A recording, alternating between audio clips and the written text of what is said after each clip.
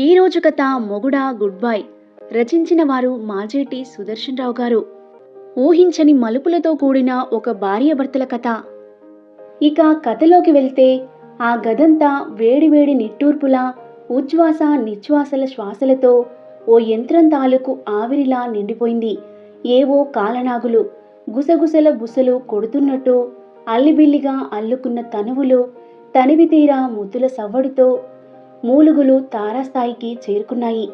కైపుతో ఓడలు మైమరిచి కసెక్కిన పొందుతో సంతృప్తి చెంది అలసిన శరీరాలు స్వాంతన పొందుతూ హాయిగా సేద తీరుతున్నాయి. సుమాంజలి, కిరణ్ ఒకరినొకరు ఆప్యాయంగా చూసుకుంటూ కళ్ళతో పలకరించుకుంటున్నారు.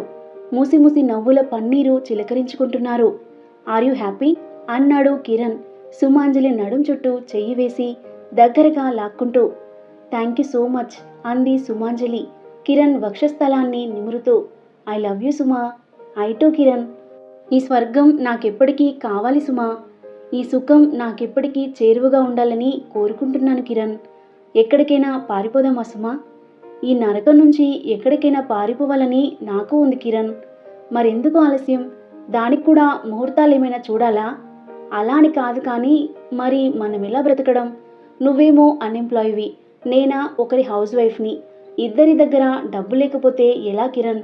మరైతే ఏం చేద్దామంటావు? మా పుట్టింటి వారు పెట్టిన నగలు, డిపాజిట్లు, అత్తింటి వారిచ్చిన నగలు అన్నీ బ్యాంక్ లాకర్లో ఉన్నాయి కిరణ్. ఆ లాకర్కి నా మొగుడిగాడి ఆధీనంలో ఉంది. దాని కూపిలాగి ఆ లాకర్కి చేజెక్కించుకునేంత వరకు మనకి అజ్ఞాతవాస రహస్యానందం తప్పదు కిరణ్. నేను బీటెక్ ఐటీ చేశాను. ఏ బెంగళూరుకు వెళ్తే ఉద్యోగం గ్యారంటీగా సంపాదించుకోగలను సుమా. రైటే, కానీ మనం సెటిల్ అయి డబ్బు చేతికొచ్చేలోగా మనకు ఖర్చులుంటాయి కదా. బెంగళూరు లాంటి సిటీలో సింగిల్ బెడ్రూమ్ కూడా నెలకు 10-15 వేలు అవుతుంది. అడ్వాన్స్గా సంవత్సరం అద్దెను కూడా డిమాండ్ చేస్తారంట. అది కాకుండా flat maintenance, current, TV cable rent, furniture, TV, fridge, washing machine, mixie, grinder, వంటకు సామాను, అబ్బో అంతా కొత్త కాపురమంత హడావిడి. ఇవేవీ లేకుండా, వీటిని గురించి ఆలోచించకుండా ఎలా పారిపోగలం? ఇవన్నీ మనకు నిత్యావసరాలే కదా. మనిద్దరం కూడా ఎంత ఉద్యోగం చేసినా ఇవన్నీ అమర్చుకోవాలంటే సంవత్సరమన్నా పడుతుంది. తాడు బొంగరం లేకుండా మనం నానా అవస్థలు పడడం అంత అవసరమా కిరణ్? మనకంత కర్మేం పట్టలేదు. నా నగలు, డబ్బు, డిపాజిట్లున్నాయి. అవి ఎలాగైనా చేజెక్కించుకుంటే చాలు. మనం హాయిగా హ్యాపీగా బ్రతికేయచ్చు. నువ్వు చెప్పింది నిజమే. మరి కొన్నాళ్ళు ఆగాల్సిందేనా? తప్పదు కిరణ్. నేను ఆ సమయం కోసమే ఎదురు చూస్తున్నాను. ఓ ప్లాన్ రెడీ చేశాను. అది సక్సెస్ అయితే గప్చుప్గా ఏ గొడవ లేకుండా జారుకోవచ్చు. ఇలా రహస్య ప్రేమికుల్లా ఉండడం నాకు ఇష్టం లేదు సుమా. మనం పెళ్లి చేసుకుందాం. అది కుదరని పని. ఎలా చేసుకోగలం? నా మొగుడిగాడితో విడాకులు ఇవ్వాలిగా. వాడు చచ్చినా ఇవ్వడు. వాడికి నేనంటే చాలా ఇష్టం. మరి నీకో? వాడంటే ఇష్టం పోయింది. ఎటువంటి సుఖ సంతోషాలు లేకుండా ఇలా 4 గోడల మధ్య బందీగా ఉండడం నాకు ఇష్టం లేదు. ఎంతసేపు వాడు, వాడి ఆఫీసు, డబ్బు డబ్బు డబ్బు. నన్ను ఏనాడు సరిగ్గా పట్టించుకొని ఏడిస్తేగా. నన్ను ప్రాణం లేని బొమ్మను తెచ్చుకున్నట్టుగా ఇక్కడ పడేశాడు. అన్నీ ఉన్నా ఐదుతనం లేదన్నట్టుగా అయింది నా బ్రతుకు. అన్నింటికీ లెక్కలు వేస్తాడు. పుష్కలంగా డబ్బుండాలంటాడు. అంతవరకు ఏ సరదాలు, ఏ సంతోషాలు వద్దంటాడు. కనీసం దగ్గరకు తీసుకుని ఓ ముద్దు లేదు, ముచ్చట లేదు. నా అందమైన ఊహలన్నీ పాడు చేశాడు. డబ్బు సంపాదించడం కోసమే పుట్టినట్టు బ్రతుకుతాడు. ఆఖరకు నాకు కన్నెరికం కూడా చేయలేదు. డబ్బును దాచినట్టు నన్ను, నా యవ్వనాన్ని, నా కోరికలను కూడా దాచేశాడు. నాకు సూపర్ లైఫ్ని ఇస్తానంటాడు. నన్నసలు పట్టించుకోడు. నా కోరికలతో వాడికి నిమిత్తం లేదు. సారీ సుమా, నాకు డౌట్. వాడికి మగతనం లేక ఇలా ఏవేవో సాకులు చెప్పి తప్పించుకుంటున్నాడేమోనని నా అనుమానం. లేదు లేదు కిరణ్, వాడు పర్ఫెక్ట్ జెంటిల్మెన్. మరి నీలాంటి అందగత్తె పక్కనుంటే ఎవడైనా ఆగగలడా? Time problem Kiran. మార్నింగ్ 6 గంటలకల్లా తయారై వెళ్ళిపోతాడు. నైట్ ఏ 1 గంటకో వస్తాడు. వచ్చిన వెంటనే గుర్రు పెట్టి నిద్రపోతాడు. ఒక్కోసారి రాత్రిలు రాడు. కొత్తగా పెట్టిన సాఫ్ట్వేర్ ఆఫీస్ కదా, డెవలప్మెంట్ అంట, కొత్త ప్రాజెక్టులంట, ఫారిన్ ప్రాజెక్టులంట. చాలా జాగ్రత్తగా వ్యవహరించాలని చెబుతుంటాడు. నెలకోసారన్నా అమెరికా వెళ్తుంటాడు. రోజు సారీల మీద సారీలు చెబుతూనే ఉంటాడు. బ్యాడ్ హ్యాబిట్స్ ఏమైనా ఉన్నాయా సుమా? మత్తుమందులు గట్రా అలవాటుంటే మగతనం పనిచేయదంట సుమా. చచ్చా, అలాంటి అలవాట్లేం లేవు. He's a good boy Kiran.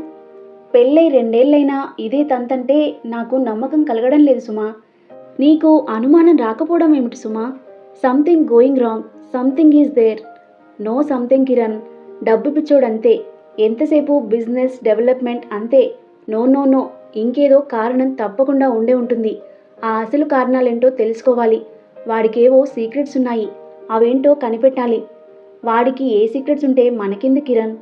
నన్ను పట్టించుకోకపోయాక అవన్నీ నాకనవసరం. అక్కడే పప్పులో కాలేస్తున్నావు సుమా. అయితే ఇప్పుడేం చేద్దామంటావు కిరణ్? నువ్వు డీప్గా వాడిని అబ్జర్వ్ చేయాలి. అంతవరకు ఇలా సీక్రెట్గానే ఉండిపోవాలా? తప్పదని అనిపిస్తుంది. మరి వాడిని గురించి ఎలా స్టడీ చేయడం? వాడికి సంబంధించిన ప్రతి కాగితాన్ని పరిశీలించాలి. అయితే ఈ ఇంట్లో వాడికి ఓ ఆఫీస్ రూమ్ ఉంది.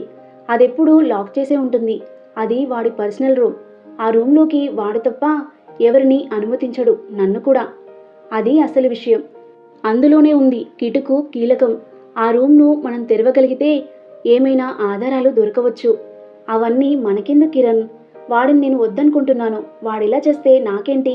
నో నో నో, నిన్నసలు 2 ఏళ్లుగా ముట్టుకోనన్నా ముట్టుకోలేదంటే ఏదో బలమైన కారణం ఉండే ఉంటుంది. అది తెలుసుకోవడం మనిద్దరికీ ముఖ్యమే. అది తేలాకే ఏ నిర్ణయమన్నా తేల్చుకుందాం. తొందర పడవద్దు సుమా. లేదు కిరణ్, ఈలోగా మనం దొరికిపోతామేమోనని భయంగా కూడా ఉంది. ఆఫీస్ రూమ్ తాళాలు ఎలాగైనా సంపాదించు. సరే, ప్రయత్నం చేస్తాను అంటూ సుమాంజలి కిరణ్ను మీదకు లాక్కుంది. కిరణ్ సుమాంజలి అందాలను నిమురుతూ, నొక్కుతూ, పెదవులతో పెదవులను కలుపుతూ కసిగా ఆక్రమించేశాడు. ఆ లయబద్ధమైన శృంగార పోరాటంలో నిట్టూర్పులు, సన్నసన్నని తీయని మూలుగుల రాకలతో మరొక్కసారి ఆ గది వేడెక్కింది. కిరణ్ ఆ ఇంటి వాచ్మెన్ కొడుకు. బీటెక్ చదివాడు. ఉద్యోగ ప్రయత్నాలు చేస్తున్నాడు. మంచి తెలివైనవాడు కావడంతో వచ్చిన ఏ ఉద్యోగం నచ్చక ఇంకా ఏవేవో కోర్సులు చేస్తూ, రకరకాల కాంపిటేటివ్ ఎగ్జామ్స్ రాస్తూ, మంచి అవకాశం కోసం ఎదురు చూస్తూ అలా బీటెక్ అయ్యి 4 ఏళ్లైనా ఇంకా అలాగే ఖాళీగానే ఉండిపోయాడు. తెలివైన నిరుద్యోగిగా. వేసే ఫస్ట్ స్టెప్పే బలంగా పాతుకుపోయేలా ఉండాలని, వచ్చిన ఆఫర్లేవీ నచ్చక ఇంకా ఇంకా దేనికోసమో అర్రులు చాస్తూ ఆకాశంలో హార్యాలు కడుతూ ఏవేవో మధుర స్వప్నాలు కంటున్నాడు. సుమాంజలికి ఏ అవసరాలున్నా వాచ్మెన్ని పిలిచి తెప్పించుకుంటుండేది. ఒక్కోసారి సుమాంజలి చెప్పే వస్తువులు అతనికి అర్థమయ్యేవి కావు. అప్పుడు వాచ్మెన్ తన కొడుకును పిలిచి సుమాంజలికి పరిచయం చేసి ఏం కావాలన్నా వాడితో తెప్పించుకోమని సలహా ఇచ్చాడు. అప్పుడు పరిచయమయ్యాడు కిరణ్. కిరణ్ పెద్ద అందగాడు కాదు, కానీ ఆకర్షణీయంగా ఉంటాడు. వినయంగా, విధేయంగా, నిదానస్తుడిలా ఉంటాడు. ఆమె చెప్పినవన్నీ తూచా తప్పక పాటిస్తుంటాడు. ఆమెకు కావలసినవన్నీ తెచ్చిపెడుతూ దేనికి ఎంతైందో చెప్పి మిగిలిన డబ్బును హాల్లో టీపాయ్ మీద పెట్టి వెళ్ళిపోతుండేవాడు. ఎప్పుడూ తలెత్తి చూసేవాడు కాదు. మాటల్లో గౌరవ మర్యాదలు పుష్కలంగా ఉండేవి. ఆ క్వాలిటీ, సిన్సియారిటీ సుమాంజలికి బాగా నచ్చాయి. నెమ్మదిగా కిరణ్ విషయాలు అడగడం మొదలుపెట్టింది. తల వంచుకునే చెప్పేవాడు. కూర్చోమన్నా కూర్చునేవాడు కాదు. అలా ఎంతసేపైనా నిలబడే ఉండేవాడు. సుమాంజలి అతని సంస్కారానికి ముగ్ధురాలవ్వసాగింది. కావాలనే రోజుకు 4-5 సార్లు పిలిపించుకొని అవి కావాలి, ఇవి కావాలంటూ మాటలు కలిపేది. సుమాంజలి జోకులు వేసినా నవ్వేవాడు కాదు. కిరణ్ తన హద్దుల్లో తనుండేవాడు. అలాగా ఉండే కొద్దీ సుమాంజలి ఇంకా ఇంకా ఏవేవో చెప్పి కవ్విస్తుండేది. దేనికి చలించేవాడు కాదు. సుమాంజలికి కోపం వచ్చేది. కనీసం తలెత్తన్నా చూడకపోయేసరికి సుమాంజలికి అరికాలి మంట తలకెక్కేది. కానీ తమాయించుకునేది.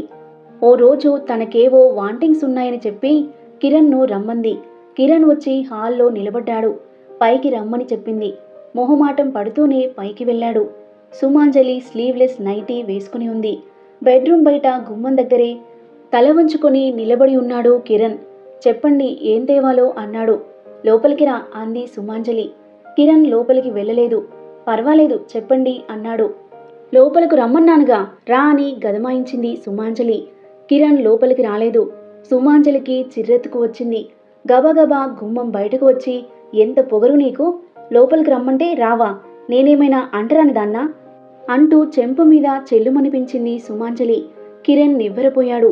ఆమె పిలుస్తున్నా వినిపించుకోకుండా గబగబా వెళ్ళిపోయాడు. ఆ తరువాత ఎన్నిసార్లు కబురు పెట్టినా రాలేదు కిరణ్. బాగా హట్టయినట్టున్నాడు. తను అలా చేసి ఉండకూడదు. కిరణ్ మంచివాడు, బుద్ధిమంతుడు, సంస్కారవంతుడు. తనే అహంభావంతో కొట్టింది. అసలు తనకు అధికారం ఎందుకుంటుంది? అయినా అతనేం చేశాడని కొట్టింది? తన అహంకారం కాకపోతే? కిరణ్ ఎంత మర్యాదస్తుడు. ఎలాగైనా కిరణ్ను కలిసి సారీ చెప్పాలి. అంతవరకు తన మనసుకు శాంతి లేదు. ఇలా అనుకుంటూ సుమాంజలి క్రింద గార్డెన్లో ఓ మూలగా కట్టిన చిన్న గదిలో ఉంటున్న వాచ్మెన్ దగ్గరకు వెళ్ళింది. సుమాంజలిని చూసిన వాచ్మెన్ దంపతులు ఆశ్చర్యపోయారు. కోపంగా ఉన్న సుమాంజలిని చూసి భయపడిపోయారు. అమ్మా, మీరేంటమ్మా ఇలా వచ్చారు? ఫోన్ చేస్తే నేనే వస్తాను కదమ్మా. మీరు రావడం ఎందుకమ్మా? మీ కిరణ్ ఏడి? ఎన్నిసార్లు ఫోన్ చేసినా ఎత్తడం లేదు. ఎక్కడికి పోయాడు? నేనంటే అంత నిర్లక్ష్యమా? పిలవండి. అబ్బే, అదేం లేదు తల్లి. వాడేవో పరీక్షలు కట్టాడు. కోచింగ్ క్లాసులంట వెళ్తున్నాడు. రాగానే పంపిస్తాను. అర్జెంట్ అయితే నాకు చెప్పండి, నేను తెస్తాను. వచ్చిన తర్వాతనే పంపించండి. నాకు చాలా అర్జెంట్ పనులున్నాయి అంటూ విసురుగా రుసరుసలాడుతూ లోపలికి వెళ్ళింది. వాచ్మెన్ దంపతులు నోరెళ్ళబెట్టుకుని అలా చూస్తుండిపోయారు, ఏమీ అర్థం కాక. Sorry Kiran, very very sorry Kiran. ఏదో పిచ్చి కోపంలో అలా కొట్టేశాను. ఏమీ అనుకోకు కిరణ్. నా మనసేం బాగోలేదు. నాకు పిచ్చి పట్టేలా ఉంది. నా బాధ ఎవరికీ చెప్పుకోలేకపోతున్నాను కిరణ్. కనీసం నువ్వైనా అర్థం చేసుకో కిరణ్ అంటూ తల వంచుకొని నిలబడ్డ కిరణ్ చెయ్యి పట్టుకుని బెడ్రూమ్లోకి తీసుకువెళ్ళి దబాలున తలుపు లాక్ చేసేసింది సుమాంజలి. కిరణ్ చాలా కంగారు పడిపోయాడు. తలుపు తీసుకుని బయటకు వెళ్ళిపోదామని ప్రయత్నించేలోపే తలుపుకు అడ్డంగా నిలబడింది. మేడం గారు, ఏమిటిది? నన్ను వెళ్ళనివ్వండి. వెళ్ళనివ్వడానికి కాదు, లోపలకు తీసుకువచ్చింది అంటూ కిరణ్ని గట్టిగా కౌగిలించుకుంది. మొహం నిండా ఆగకుండా ముద్దులు పెట్టసాగింది. ఉక్కిరిబిక్కిరయ్యాడు కిరణ్. వదిలించుకోవాలని ప్రయత్నం చేయసాగాడు. కిరణ్ ప్రయత్నించే కొద్దీ సుమాంజలి పట్టు గట్టిగా బిగించసాగింది. కిరణ్ని గట్టిగా పట్టుకుని తన పెదవులతో కిరణ్ పెదవులను గట్టిగా ముద్దు పెట్టసాగింది. మొట్టమొదటిసారి ఓ ఆడదాని వెచ్చని మెత్తని స్పర్శ, వేడివేడి ముద్దులు కిరణ్కి కొత్తగా ఉండి ఏదో మైకం కమ్మేసింది. పరవశంతో కదలకుండా అలానే ఉండిపోయాడు. ప్రతిఘటన లేకపోవడంతో సుమాంజలి విజృంభించేసింది. అంతే, ఇద్దరికీ యవ్వనం తాలూకు సెగ తగిలింది. ఒకరినొకరు అల్లుకుపోయారు. ఆ రోజు నుండి వీలు దొరికినప్పుడల్లా స్వర్గసుఖాలలో తేలిపోసాగారు. పీరియడ్స్ రాకపోవడంతో సుమాంజలికి అనుమానం వచ్చింది. పరుగు పరుగున మెడికల్ షాప్కి వెళ్ళి ప్రెగ్నెన్సీ టెస్టింగ్ కిట్ తెచ్చుకుంది. గబగబా బాత్రూంలోకి దూరి టెస్ట్ చేసుకుంది. కన్ఫర్మ్ అయింది. కన్సీవ్ అయింది. మై గాడ్, ఇప్పుడెలా? సీక్రెట్గా అబార్షన్ చేయించుకుంటేనో? మరి ఆత్రంగా ఎగబడి తీసుకోవాల్సిన జాగ్రత్తలు తీసుకోలేదు. ఛీ, ఆడదానికి ఇదో శాపం. సరదాగా లైఫ్ని ఎంజాయ్ చేసుకునే అవకాశం లేకుండా ఆడదే అన్ని జాగ్రత్తలు తీసుకుని చావాలి. మగవాళ్లకు ఇష్టం ఉండి చావుగా విసుక్కుంది సుమాంజలి. తనను తనే పదే పదే తల కొట్టుకోసాగింది. అయినా తనదే తప్పు. శృంగారం ఎంజాయ్ చేయాలన్న ఆవేశంలో ప్రికాషన్స్ తీసుకోవడం మర్చిపోయి చచ్చాను. ఇప్పుడేం చేస్తే బాగుంటుంది? గప్చుప్గా అబార్షన్ చేయించేసుకుంటే గొడవే ఉండదుగా. ఇందులో పెద్ద సమస్య ఉంది. ఈ రోజుల్లో ఇది మామూలేగా. ఇదివరకట్లా కాదు, చట్టబద్ధం కూడా అయింది. కాకపోతే కొన్నాళ్ళు నీరసంతో ఇబ్బందిగా ఉంటుందేమో. కానీ తనెంతో ఇష్టపడ్డ ఫస్ట్ శృంగారంని వృధా చేసుకోలేను. No abortion. ఏమైతే అది అవుతుంది. కొన్ని రోజులు వేచి చూద్దామనుకుంది సుమాంజలి. ఓ రోజు చాలా కంగారు పడుతూ హడావిడిగా బయలుదేరాడు సుమాంజలి భర్త నవీన్. ఓ పెద్ద సూట్ కేసులో బట్టలు సర్దేసుకున్నాడు. సుమా, నేను అర్జెంటుగా అమెరికా వెళ్ళాలి. రావడానికి ఓ నెలైనా పట్టవచ్చు. జాగ్రత్తగా ఉండు అన్నాడు నవీన్. అయితే నేను వస్తా. నన్ను కూడా తీసుకువెళ్ళు. నువ్వెన్నిసార్లు అమెరికా వెళ్ళినా నన్ను తీసుకువెళ్ళడమే లేదు. ఏం, నేనొస్తే తప్పేంటి? నేను రాకూడని రాచకార్యాలేమైనా ఉన్నాయా అక్కడ? అంది సుమాంజలి. ఉలికిపడ్డాడు నవీన్. అబ్బే, అలాంటివేం లేవు. బిజినెస్ వ్యవహారాలు కదా. నువ్వొస్తే బాగుండదు. అక్కడ కూడా నిన్నొక్కదాన్ని వదిలేసి ఉండాలి. మీటింగ్స్ ఎప్పుడు, ఎక్కడ, ఎలా, ఏ ప్రదేశంలో, ఏ స్టేట్లో జరుగుతాయో తెలియదు. ఏ రోజుకు ఆ రోజే డిసైడ్ చేస్తుంటారు. మాకిది అలవాటే. నువ్వు చాలా ఇబ్బంది పడిపోతావు. ఎక్కడికి వెళ్ళడానికి వీలు కాక చాలా బోర్ ఫీల్ అవుతావు సుమా. అందుకే తీసుకువెళ్ళడం లేదు. అర్థం చేసుకో సుమా. నిన్ను వీలు చూసుకొని తీరిగ్గా తీసుకువెళ్తాను, సరేనా అంటూ బ్రతిమాలాడసాగాడు నవీన్. బాయ్ బాయ్ అంటూ పరుగులు తీస్తూ వెళ్ళిపోయాడు నవీన్. సరేనంది సుమాంజలి. సరేననక చేయగలిగిందేం ఉంది గనక ఉస్సూరంటూ దీర్ఘంగా నిట్టూర్చింది. భారంగా బెడ్ మీద వాలిపోయింది. పిల్లోని కౌగిలించుకుని బెడ్ మీద 4 వైపులా దొర్లసాగింది. కిరణ్ కిరణ్ అంటూ మూలగసాగింది. ఇంతలో బెల్ మోగింది. వాచ్మెన్ పెళ్ళాం వచ్చింది. ఇల్లంతా ఊడవసాగింది. చివరగా సుమాంజలి బెడ్రూంలోకి వచ్చి ఊడవసాగింది. మంచం కింద ఊడుస్తుంటే చీపురుకేదో తగిలింది. ఓ 2 తాళాలున్న కీచైన్ అది. అమ్మగారు ఇదిగోండి, ఊడుస్తుంటే మంచం కింద పడున్నాయి అని ఇచ్చింది. ఆ తాళాలు చూడగానే సుమాంజలి ఎగిరి గంతేసింది. మొహం 1000 వోల్టుల బల్బులా వెలగసాగింది. తనకు కావలసిన తాళం చెవులవే. ఒకటి లాకర్కి, రెండోది నవీన్ పర్సనల్ గదికి. తన అదృష్టం పండిందనుకుంది. సుమాంజలి ఓ పెద్ద సూట్ కేసుని తీసుకుని కిరణ్తో బ్యాంకుకు బయలుదేరి వెళ్ళింది. ఎయిదర్ ఆర్ సర్వైవర్ అకౌంట్ కావడంతో లాకర్ కూడా ఇద్దరిలో ఎవరైనా ఆపరేట్ చేసుకునే విధంగా అవకాశం కల్పించబడింది. కిరణ్ను హాల్లో కూర్చోబెట్టి తను మాత్రమే స్ట్రాంగ్ రూమ్లో ఉన్న లాకర్ల గదిలోకి వెళ్ళింది. కూడా వచ్చిన ఆఫీసర్ తన కీతో లాకర్ను తిప్పి వెళ్ళిపోయాడు. తన కీతో తిప్పి లాకర్ డోర్ ఓపెన్ చేసింది. లాకర్లో ఉన్న యావత్ నగలు, డిపాజిట్ రిసిప్ట్స్, క్యాష్ మొత్తం సూట్ కేసులో సర్దేసింది. లాకర్ డోర్కి తాళం వేసేసి బయటకు వచ్చేసింది. డిపాజిట్ రిసిప్ట్స్ మొత్తం క్యాన్సిల్ చేయించేసి బ్యాలెన్స్ అమౌంట్ను అకౌంట్లో వేయించేసుకుంది. క్యాష్ ఎంతుందో చూసుకోసాగింది. 40 లక్షలు. తన నగలు ఎలా చూసుకున్నా గ్యారంటీగా ఓ 50 లక్షలు విలువ చేస్తాయి. పర్వాలేదు, వీటితో నెమ్మది మీద ఓ అపార్ట్మెంట్కు ప్లాన్ చేసి కొనుక్కోవచ్చనుకుంది. సూట్ కేస్ కిరణ్ చేతికందించింది. త్వరగా ఇంటికి బయలుదేరారు. ఇంటికి వచ్చాక సుమాంజలి కిరణ్తో, డార్లింగ్, నువ్వు అర్జెంటుగా బట్టలవి సర్దేసుకో, నేను సర్దుకుంటాను. బెంగళూరుకి ఫ్లైట్స్ ఎన్నింటికి ఉంటాయో కనుక్కో. మనం వీలైనంత తొందరగా వెళ్ళిపోదాం. అన్నట్టు మర్చిపోయాను, వాడి గదిని చెక్ చేద్దామన్నావుగా అంటూ నవీన్ గది తాళం తెరిచి లోపలకు అడుగు పెట్టారిద్దరు. రూమ్ చాలా పరిశుభ్రంగా ఉండి మంచి సువాసనలేవో వస్తున్నాయి. గది అన్ని వైపులా పరికించి చూసింది. గదిలో సెంటర్లో గోడ కానుకొని ఓ పెద్ద గాడ్రేజ్ టేబుల్ ఉంది. దాని ముందు ఖరీదైన రివాల్వింగ్ చైర్ ఉంది. దర్జాగా వెళ్ళి ఆ కుర్చీలో కూర్చుని గిరాగిరా తిరగసాగింది, కిలకిలా నవ్వుతూ. గట్టిగా నవ్వకు, ఎవరైనా వింటే అనుమానం వస్తుంది. కథ అడ్డం తిరగలదు. గాడిద గుడ్డేం కాదు. నా ఇల్లు, నా ఇష్టం, నేనేమైనా చేసుకుంటాను. అడిగేవాడెవడు అంది సుమాంజలి ఇంకా గట్టిగా నవ్వుతూ. కిరణ్ కప్బోర్డ్స్ వెతకసాగాడు. ఓ కప్బోర్డ్లో కొన్ని ఫోటో ఆల్బమ్స్, ఓ డైరీ కనిపించాయి. ఆల్బమ్స్ చూడసాగాడు. సుమా, ఇలా చూడు అన్నాడు కిరణ్ ఆశ్చర్యంగా. ఏమిటి కిరణ్ అంటూ ఆదుర్దాగా అందుకుంది సుమాంజలి. ఆల్బమ్స్లో ఫోటోలు చూసే కొద్దీ సుమాంజలి ముఖంలో రంగులు మారిపోసాగాయి. కోపంతో ముఖం ఎర్రగా మారిపోయింది. ఆల్బంలో నవీన్, ఎవరో తెల్లదానితో ఉన్న ఫోటోలు కావు. చర్చిలో దిగిన పెళ్లి ఫోటోలు. గబగబా అన్ని ఫోటోలు తిరగేసింది. 2 పిల్లలతో ఉన్న ఫోటోలు చాలా ఉన్నాయి. అంటే నవీన్కు అమెరికాలో దేంతోనూ పెళ్ళైపోయిందన్నమాట. 2 పిల్లలు కూడా ఉన్నారన్నమాట. మరి తననెందుకు చేసుకున్నట్లు? నవీన్, ఎంత మోసగాడివి నువ్వు! నా జీవితాన్ని నాశనం చేసావు కదరా దుర్మార్గుడా! నిన్నేం చేసినా పాపం లేదు అంటూ నవీన్ స్వహస్త్రాలతో రాసుకున్న డైరీని తిరిగేసాగింది. ప్రతి పేజీలోనూ తను పెళ్లి చేసుకున్న తెల్లమ్మాయి క్రిస్టినా గురించి, పిల్లలు రోజీ, ఫిలిప్స్ గురించి రాసుకున్న మాటలు.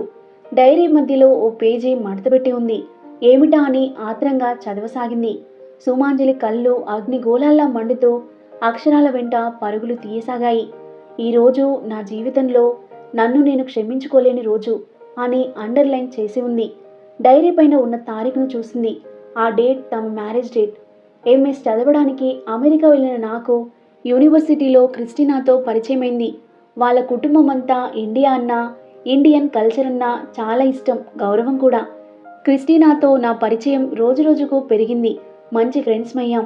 ఫ్రెండ్షిప్ కాస్త ప్రేమగా మారింది. ప్రేమ పెళ్లి వరకు దారితీసింది. ఒకానొక రోజు చర్చిలో పెళ్లి జరిగిపోయింది.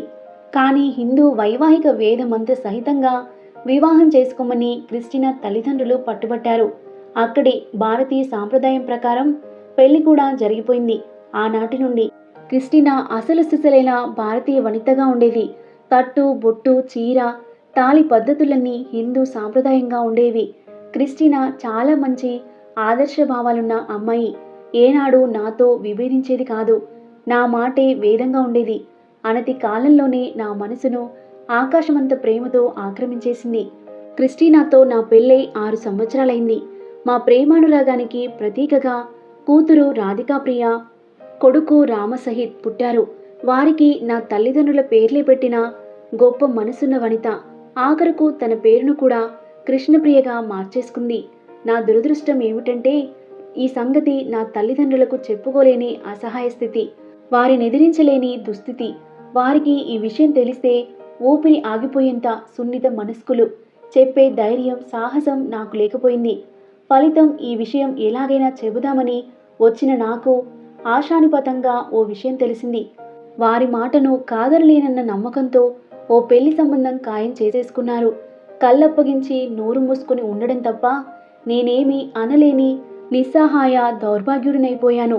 ఓ ఆడపిల్ల జీవితానికి ఘోరమైన అన్యాయం చేసిన వాడినైపోయాను. పెళ్లి చూపులకు వెళ్ళడం, పెళ్లి విషయాలు మాట్లాడుకోవడానికి ఎటువంటి అవకాశం లేకుండా పెళ్లి జరిగిపోవడం అంతా ఓ కలలా జరిగిపోయింది. ఆనాటి నుండి నా అంతరాత్మ ఘోషిస్తూనే ఉంది. క్షమించరాని తప్పు చేశానని, నాకు నేనే ఏదో ఒక శిక్ష వేసుకోవాలని, చివరకు చనిపోవాలనుకున్నా. కానీ అలా చేస్తే నేను మరింత పాపాత్ముడినై పోతానని భావించి నోరు మూసుకొని మూగగా రోదిస్తూనే ఉన్నాను. జరగరానిది జరిగిపోయింది. ఇక చేసేదేముంటుంది? తల్లిదండ్రుల మాటకు కట్టుబడి నన్నెంతో ప్రేమగా పెంచుకున్న వాళ్ళ మనసు కష్టపెట్టే ధైర్యం లేక నాలో నేనే కుమిలిపోతున్నాను. భగవంతుడా, ఏమిటి నాకీ శిక్ష? ఏమిటి నాకీ అగ్ని పరీక్ష? ఏనాటికైనా ఈ విషయం తెలిస్తే సుమాంజలి నన్ను క్షమించగలదా? నన్ను విలన్గా చూస్తుంది. విడాకుల దాకా వెళ్తుంది వ్యవహారం. చట్టపరంగా నేను చేసిన పనికి జైలు శిక్ష కూడా పడవచ్చు. అది తట్టుకుని నా తల్లిదండ్రులు బ్రతికుండగలరా? ఏం చేయాలో అర్థం కాక సతమతమైపోతున్నాను. దీనికి పరిష్కార మార్గం ఏమైనా ఉంటుందా? పెళ్ళైన దగ్గర నుంచి ఏ భర్త భార్య దగ్గర దూరంగా ఉండటం అంటే ఎంత నరకమో, ఎంత కష్టమో ఎవరికి అర్థమవుతుంది? ఆ నరకం అనుభవించే వారికి తప్ప. సుమాంజలి ఏమనుకుంటుంది? తన గురించి తప్పుగా అనుకుంటుంది. తన జీవితం నాశనమైపోయిందని గగ్గోలు పెడుతుంది. ఇలాంటి పనిని ఎవరు క్షమించగలరు? నిజానికి ఏ ఆడది సహించలేదు. సుమాంజలిని నన్ను క్షమించమని అడగడానికి కూడా నాకు అర్హతే లేదే. అయినా సిగ్గుతో అడుగుతున్నా, సుమాంజలి, నన్ను క్షమించు, లేకపోతే ఏ విధంగానైనా శిక్షించు. డైరీ అక్కడితో రాయడం ఆగిపోయింది. ఆ తర్వాత పేజీలన్నీ ఖాళీగా ఉన్నాయి. నవీన్, ఒక రకంగా నువ్వు చాలా మంచివాడివే. నీది క్రిస్టినాది నిజమైన ప్రేమయే. అదే ఇంకో వెధవైతే నా జీవితం నాశనం చేసేదుడు. కానీ నువ్వలా చేయలేదు. నా కన్యత్వాన్ని కాపాడావు. నన్నొక ఫ్రెష్ ఫ్లవర్ లాగానే ఉంచావు అని మనసులో అనుకుంటూ పెన్నందుకొని ఆ డైరీలో నెక్స్ట్ పేజీలో ఈ విధంగా రాయడం మొదలుపెట్టింది. నవీన్, ఎంత పని చేశావు? నీ పిరికితనానికి నన్ను బలి చేశావు కదా. ఇప్పుడు నేనేం చేయగలను? నువ్వేం చేయగలవు? నేనేం చేసినా మన జీవితాలు నాశనమవడం తప్ప. నీ సుఖం నువ్వు చూసుకున్నావు, నా సుఖం నేను చూసుకుంటాను. ఇదే నీకు తగిన శిక్ష, జరగాల్సిన శాస్తి. నేను లేచిపోయానని అందరికీ చెప్పు. నిజానికి ఆ పనే చేస్తున్నాను. నెమ్మది మీద క్రిస్టినా గురించి మీ తల్లిదండ్రులకు చెప్పు, వారు ఒప్పుకుంటారు. కోడలు లేచిపోయిందన్న కోపంతో నువ్వేం చెప్పినా వింటారులే. ఆ నిందేదో నా మీదే వేసుకుంటాను. నాకు సంబంధించినవన్నీ తీసుకుపోతున్నాను. నేను కూడా హ్యాపీగా బ్రతకాలి కదా. జీవితాంతం మా వాళ్ళకు కానీ మీ వాళ్ళకు కానీ నా గురించి తెలియనివ్వను. నీ జీవితానికి ఎట్టి పరిస్థితుల్లోనూ ఏ విధంగానూ అడ్డురాను. ఇప్పటికైనా భయాన్ని వదిలే, ధైర్యంగా బ్రతకడం నేర్చుకో. నీ పిరికితనమే ఇంతవరకు దారితీసింది. ఇదే నేను నీకిచ్చే హామీ. Wish you good luck and wish me good luck. ఆ తరువాత కిరణ్, సుమాంజలి ఇద్దరూ కలిసి వెళ్ళిపోయారు. ఇక్కడ నవీన్ ఆల్రెడీ పెళ్ళైన తర్వాత కూడా ఆ నిజం దాచి సుమాంజలిని పెళ్లి చేసుకున్నాడు. 2 సంవత్సరాలుగా తనని దూరం పెట్టాడు. దానివల్ల సుమాంజలి దారి తప్పింది. తన జీవితాన్ని, తన సుఖాన్ని వెతుక్కుంటూ వెళ్ళిపోయింది. ఈ కథ నచ్చితే లైక్ చేయండి. మరిన్ని ఇలాంటి ఇంట్రెస్టింగ్ స్టోరీస్ కోసం మన ఛానల్ని సబ్స్క్రైబ్ చేయండి. Thank you for watching.